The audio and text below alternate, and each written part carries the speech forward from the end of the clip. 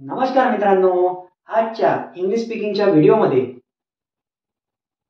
English speaking course day 4 मध्ये आपण शिकणार आहोत स्टेट ऑफ पोझिशन.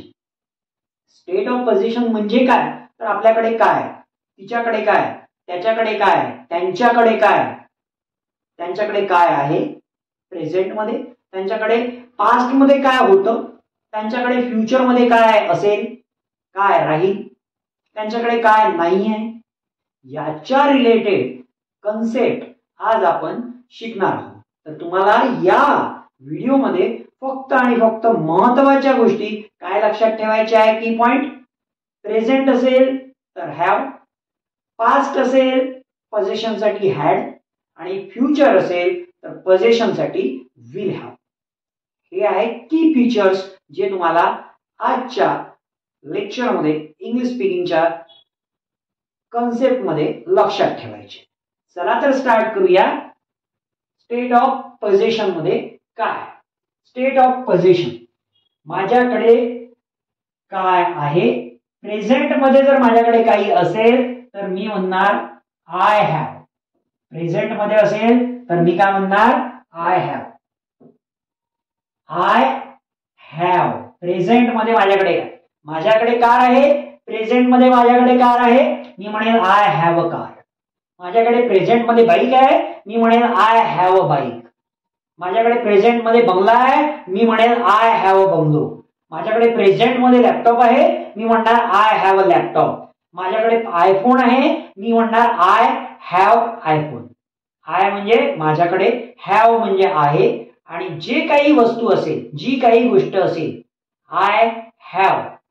माझी जर मीटिंग असेल तर आय हॅव मीटिंग म्हणेल, आय हॅव मीटिंग. तर प्रेझेंट मध्ये मी काय यूज करतो आहे? हॅव. सध्या करंट मोमेंटला माझ्याकडे काय? प्रेझेंट मध्ये वर्तमान काळामध्ये माझ्याकडे काय? तर हॅव. पास्ट मध्ये भूतकाळामध्ये माझ्याकडे काय होतं, त्यासाठी मी काय यूज करणार आहे? हॅड. भूतकाळामध्ये पास्ट मध्ये माझ्याकडे काही होतं हे मला सांगायचं असेल तर मी काय म्हणेल? हॅडचा वापर. आय हॅड अ कार, माझ्याकडे कार होती. आय हॅड अ बंगलो, माझ्याकडे बंगला होता. आय हॅड डेल कंपनीचा लॅपटॉप होता. I had Dell laptop. Dell कंपनीचा लॅपटॉप माझ्याकडे होता. आय हॅड बीएमडब्ल्यू, माझ्याकडे बीएमडब्ल्यू कार होती. हॅड अर्थ काय होते? पोझिशन मध्ये होती. माझ्याकडे ती गोष्ट होती, मी ती गोष्ट पोझेस करत होतो, ओन करत होतो. नेक्स्ट आहे फ्युचर मध्ये. फ्युचर म्हणजेच काय? तर भविष्यकाळ. पास्ट म्हणजे भूतकाळ, आणि प्रेझेंट म्हणजे वर्तमान. फ्युचर मध्ये सध्या नाही, नंतर. फ्युचर मुवमेंट, सध्या जी मुवमेंट आहे ती करंट मुवमेंट झाली, प्रेझेंट मुवमेंट. या नंतर माझ्याकडे काही गोष्टी राहतील, राहणार असं मला सांगायचं असेल तर मी कशाचा वापर करणार? मी यूज करणार विल हॅव. कशाचा वापर करणार? Will have. I will have bungalow, माझ्याकडे बंगलो असेल, राहील. आय विल हॅव आयफोन, माझ्याकडे आयफोन राहील. चला काही एक्झाम्पल्स बघूया. हॅव. आता ही डॉली नावाची मुलगी आहे. डॉलीचं एक्झाम्पल बघू. डॉली काय म्हणते? माझ्याकडे कार आहे. Present movement. कोणती मुवमेंट आहे? प्रेझेंट. प्रेझेंट मध्ये डॉली काय म्हणते? माझ्याकडे कार आहे. तर डॉली काय म्हणते? आय हॅव अ कार, माझ्याकडे कार आहे, आय हॅव अ कार. आपण बेसिक कन्सेप्ट मध्ये ते डिस्कस केलेलं आहे. प्रेझेंट मुवमेंटला जर काही असेल तर हॅव, पास्ट मुवमेंटला होतं हॅड, फ्युचर मुवमेंटला काही असेल विल हॅव. तर माझ्याकडे कार आहे हे डॉली म्हणते. ही डॉली नावाची मुलगी म्हणते माझ्याकडे कार आहे, तर काय म्हणाल ती? I have a car. जर तिला असं म्हणायचं असेल नाही माझ्याकडे कार नाहीये, तर काय म्हणेल? तर इथे काय यूज केलेला आहे? डोंट.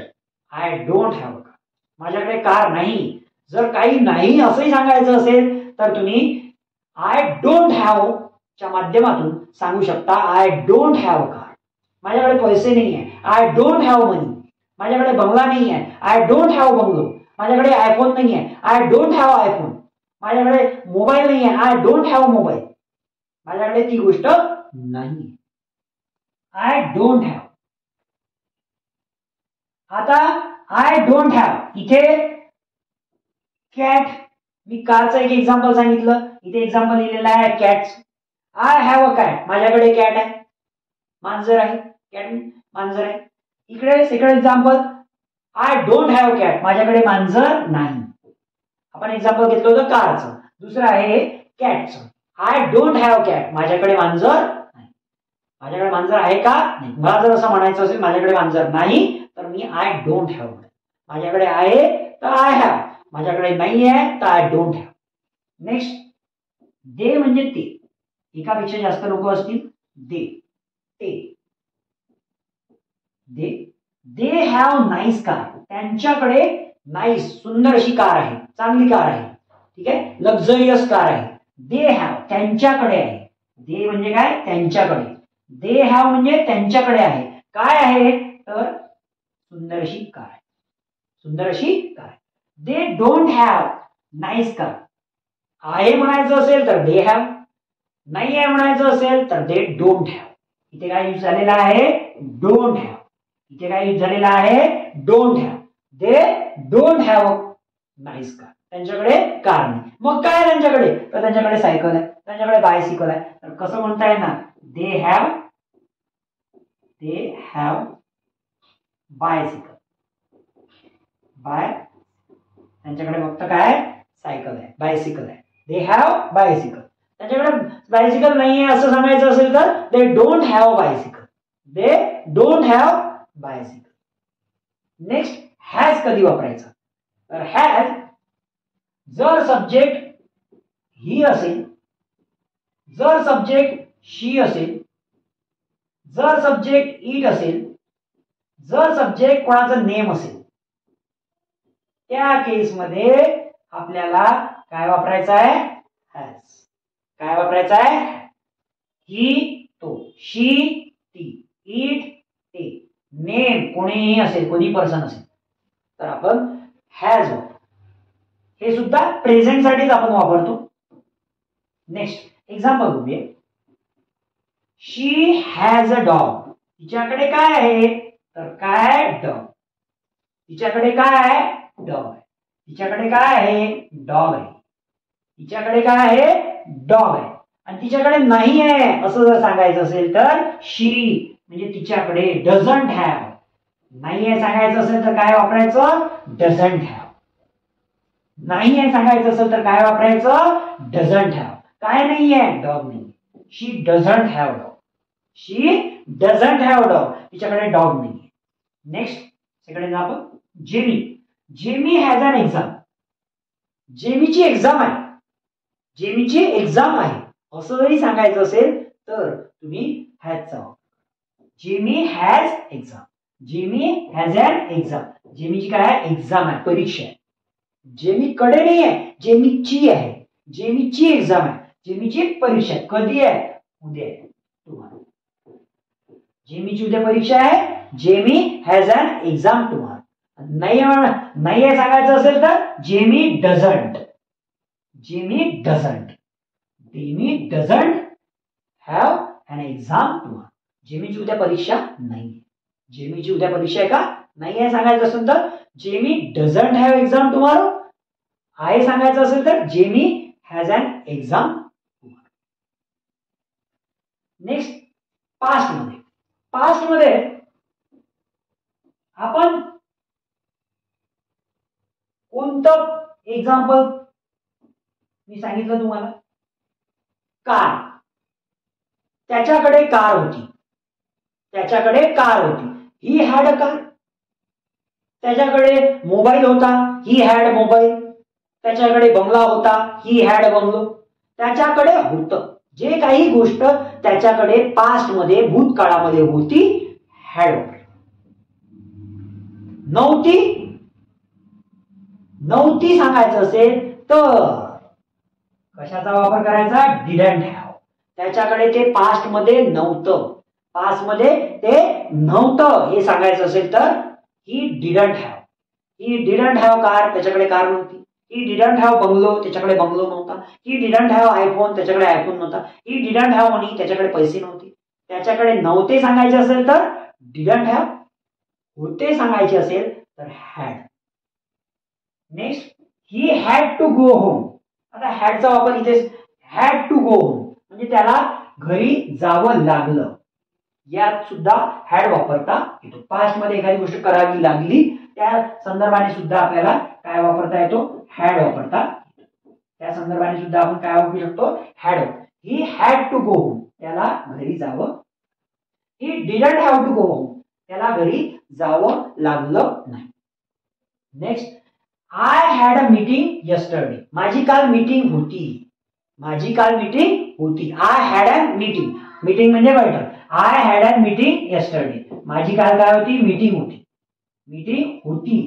बैठक होती. मीटिंग म्हणजे बैठक. माझी बैठक होती. आणि नव्हती असं सांगायचं असेल तर I didn't have meeting yesterday. काल माझी बैठक नव्हती. नव्हतं सांगायचं असेल, पास्ट मध्ये नव्हतं सांगायचं असेल तर डिडंट हॅव, होतं सांगायचं असेल तर हॅड. नेक्स्ट आहे फ्युचर. फ्युचर मी ऑलरेडी सांगितलेलं आहे. फ्युचर मध्ये माझ्याकडे काही असेल, राहील असं मला जेव्हा सांगायचं असते, मी काय यूज करतो, विल हॅव. जसं फ्युचर मध्ये माझ्याकडे कार राहील, I will have a car. कधी, फ्युचर मध्ये. I will have a car tomorrow. माझ्याकडे उद्या कार असेल, राहील. टुमारोला उद्या माझ्याकडे कार असेल. उद्या कार विकत घेणार आहे तर माझ्याकडे उद्या कार असेल. माझ्याकडे उद्या बंगला असेल, माझ्याकडे उद्या पैसे असतील, माझ्याकडे एका वर्षाने पैसे असतील, तर आपण कशाचा वापर करायचा फ्युचर मध्ये, विल हॅव. प्रेझेंट मध्ये पोझिशन दाखवायचं असेल, काही गोष्टी आहे करंट मध्ये आहे असं सांगायचं असेल तर आय हॅव. सब्जेक्ट जर ही असेल, शी असेल, इट असेल, कोणी नेम असेल तर हॅज यूज करा प्रेझेंट मध्ये. पास्ट मध्ये यूज करायचा आपल्याला हॅड, आणि फ्युचर मध्ये यूज करायचा आहे विल हॅव. तुम्हाला या कन्सेप्ट मध्ये काहीही डिफिकल्टी असेल तर तुम्ही कमेंट बॉक्स मध्ये कमेंट करू शकता किंवा खाली दिलेल्या नंबरवर कॉल करू शकता. आणि तुम्हाला हा व्हिडिओ खरंच आवडला असेल, त्यामधलं कंटेंट आवडलं असेल तर आपल्या चॅनलला लाईक करा, सबस्क्राईब करा आणि तुमचा इंग्रजी बोलण्याचा प्रवास आपल्यासोबत कंटिन्यू करा. Thanks for watching this video.